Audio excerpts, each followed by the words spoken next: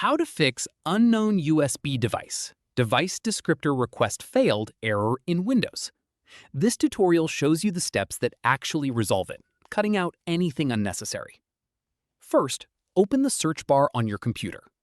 From there, type in Device Manager and click to open it.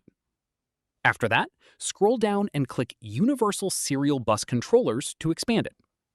At this point, look for USB Root Hub in that list. Following this, right-click on it, then click Update Driver. From here, click Search Automatically for Drivers, then click Close once it finishes.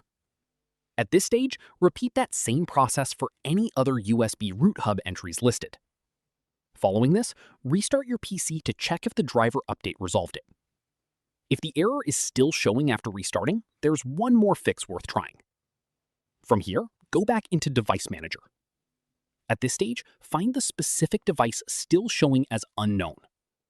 Following this, right-click on it, then click Uninstall Device. From here, click Action, then click Scan for Hardware Changes, which reinstalls the driver fresh. That's how you fix the unknown USB device error in Windows. If this helped, drop a like, subscribe for more tutorials, and hit the bell so you don't miss the next one. Catch you then.